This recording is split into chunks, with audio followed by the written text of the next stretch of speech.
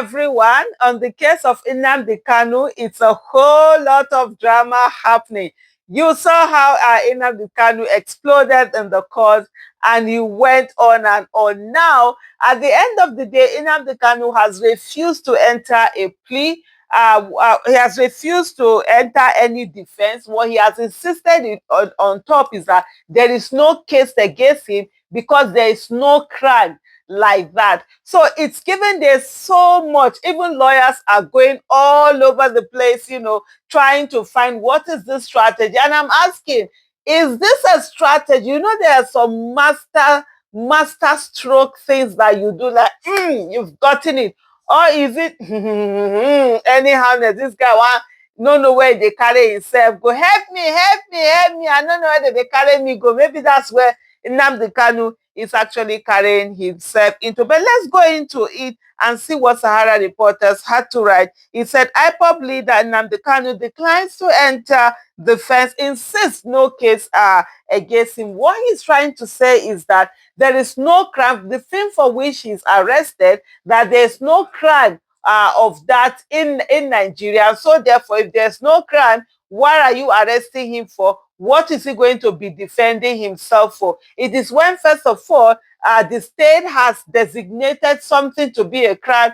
For example, let's say the hijab, maybe Nigeria tomorrow, we now do a law and says that wearing hijab is a crime, and I wear my hijab and I go and then I'm arrested, and I have to defend that. Look, hey, wearing hijab, if for me, it's not, I didn't commit any crime because this has been the way I've been dressing. You bring your thing, or if the court now finds that you actually wore the hijab and there's a crime, they will sentence you to whatever it is that the law says. That's how powerful a law is. But now, for example, today, anybody arresting me and taking me to court and say that, oh, the reason why we're arresting you is because of the hijab you're wearing, and you tell me to enter a defense. What defense? There's no crime. And so the first thing you have to say, there is no place in Nigeria in any law or any precedent or whatever where it was laid down that wearing hijab is a crime. So that's the thing that Showore is trying to prove.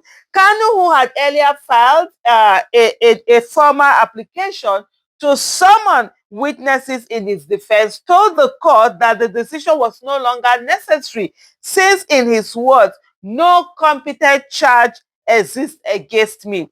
The detained leader of the indigenous people of Biafra, IPOB, Nnamdi Kanu, has withdrawn his earlier decision to call witnesses in his ongoing trial before the Federal High Court in Abuja, insisting that there are no legitimate charges against him. So remember that Nnamdi Kanu, in short, in the last 1 month or 1.5 months, Nnamdi Kanu's issue has really been on the forefront. Anyway, in any issue, for those, when you are advocating, for those who are advocating for him, they're doing an amazingly great job. In anything, when you're advocating on issue, you have to insist that one of the things, first thing, is to make sure that the issue is on the front burner, that's the thing that people are discussing, because usually when people don't discuss issue, it's thrown away, it's forgotten, even in the memories of people, especially in this country where there are so many issues that are coming at once. So remember, in one of the things that was seen as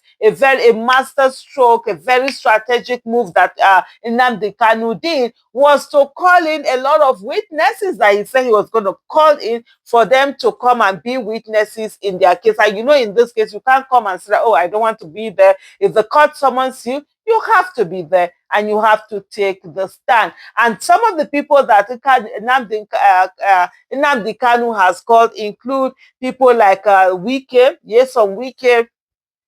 former governor Umahi, David Umahi, I think Fashola, I think also Buratai, and so many other people. I'm sure if Buhari was alive, he would have been calling it Buhari, because some of the things that were done was that during NSAS, there was allegation that IPOB was the one that caused the destruction of properties in NSAS. And this is something that we all know, that it was the government that brought in talks to attack protesters, kill protesters, main protesters, attack their properties. And these talks, that hoodlums that they brought in, now turned on them and started fighting with police and actually burning properties and attacking properties. So when they try to say that, oh, the protester turned violent, no, no, no, no, no, it wasn't the protester that turned violent. It was the talks that the Lagos state government brought in to attack protesters that turned violent, on them.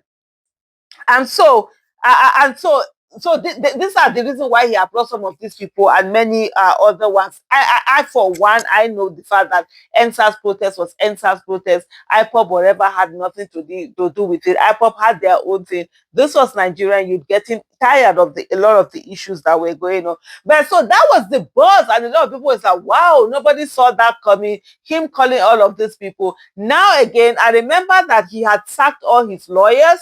He has sacked all his lawyers. What again? He has sacked all his lawyers.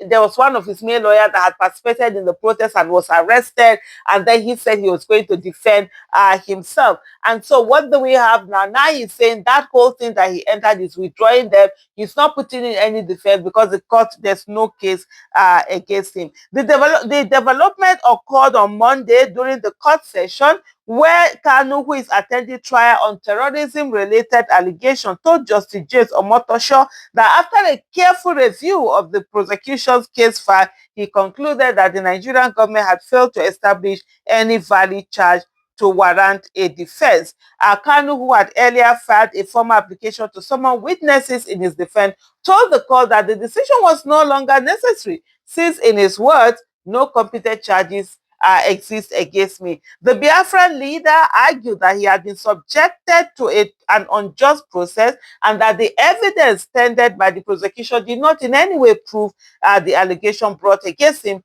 by the Nigerian government. In response, Justice Omotosho advised Kanu to put his new position into writing and formally serve it on the prosecution team, noting that it was crucial for the court record.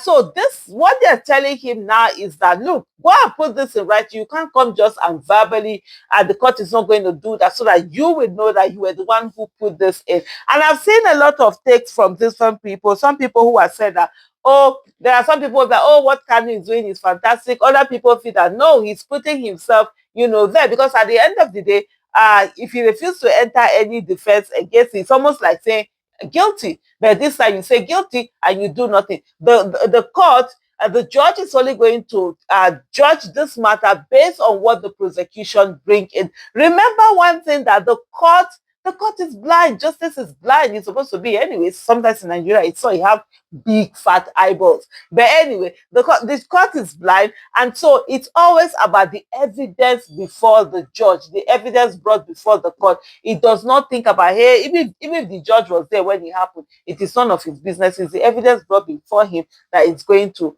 work on. So let's see, and hopefully Nnamdi Kanu knows what he's doing. But I will ask you again, this thing that Nnamdi Kanu is doing, where he said he's refusing to enter any defense because he feels that the court has there's no competent accusation against him, or there's no crime that he has committed, it's not in the law. Do you think it's a masterpiece? Do you think it's brilliant? Or do you think it's anyhowness? Thank you so much for watching. Bye.